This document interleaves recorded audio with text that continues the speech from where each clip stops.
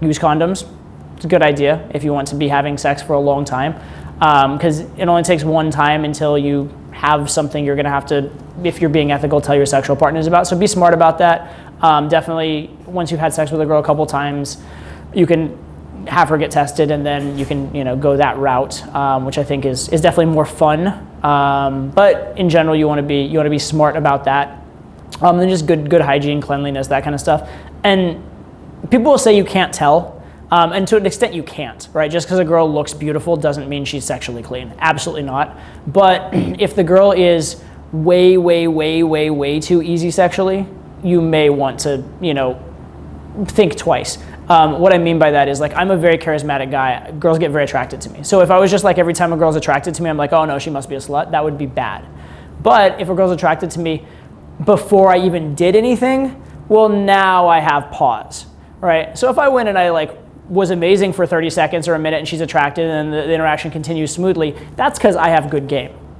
If the girl randomly comes up to me out of nowhere, and I'm not even that good looking of a guy physically, and is hitting on me and grabbing my penis before I've even said 2 words to her, she probably has done that to other guys before, and you might think that she might have had a wide array of sexual partners, right? That doesn't mean that, here's the funny thing. Here's something really funny, actually. A lot of girls who have had a lot of sexual partners are actually more sexually healthy than girls who have had a very few, because the girls who have had a lot of sexual partners actually know they're going to do that, and they actually do use condoms, and they actually do, they are circumspect about what they do, whereas a lot of these girls that are have only been with a few partners, they've been with those few partners and they just went with it and had unprotected sex, or this, that, or the other. So surprisingly enough, just because a girl's had a lot of sex doesn't mean necessarily that she has diseases either. But just take into account, if she seems like she's had a lot of sexual partners, it was really easy, she may have had a lot of sexual partners. And if she also doesn't seem very attentive about using protection, you might want to be extra vigilant in that regard, and or you might pass potentially if you're actually really concerned.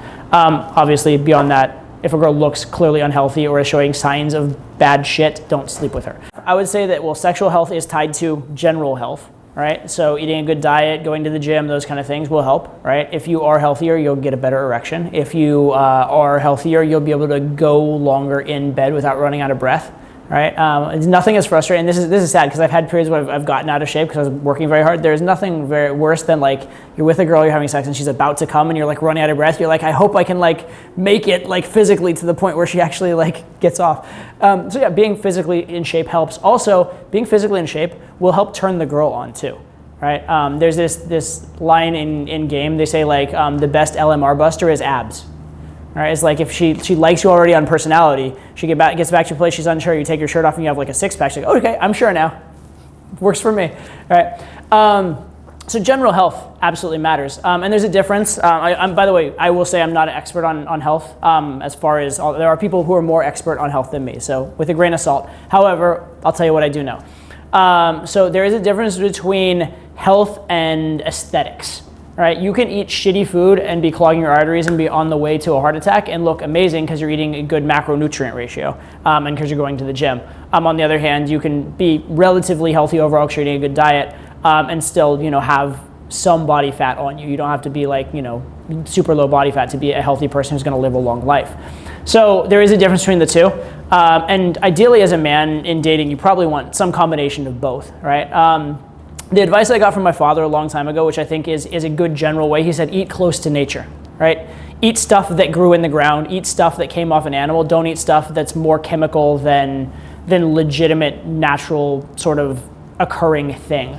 That's a pretty good way to go. I do know there's a lot of research these days about low-carb-ish diets. I know there's a lot of research about stuff like intermittent fasting. As far as I can tell, that stuff does seem to work from my trials of it with myself to a limited degree, and from other people I've seen work with it.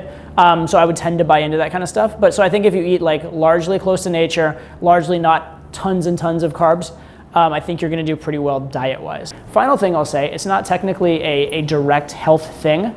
But a lot of sex and sexual performance is also mental as well, right? So if you are actually in the moment, aroused, enjoying yourself, you're going to be doing very well. If you're thinking, oh, is this validating me, or what's the egoic nature of this? then you're going to be setting yourself up wrong. I'll end this with a story, because this is actually a very interesting and funny story, and it's not unique. This is a story that happens over and over and over again. So many guys, they get into game, get into pickup, try and meet a bunch of girls, and they sleep with the 7s, the 8s, whatever, and then they finally get their 10. They finally pull a 10, this thing they've been wanting for so long, get her back home, and then they can't perform sexually.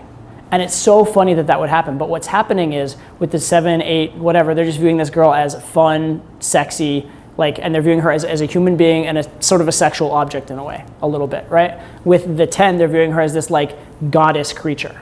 And instead of thinking, oh, she'd be fun to have sex with, and instead of thinking, oh, she's so hot, they're thinking, oh, if this girl likes me, then the girls that made fun of me in high school will that'll be okay now or some shit. So they're coming from the wrong place. They're coming from a very sort of unhealthy place, and a place that's not putting them in the moment with this person, but at a place that's kind of asking about the meaning of their life and where they sit with the world. That's not what you want to be thinking during sex, all right?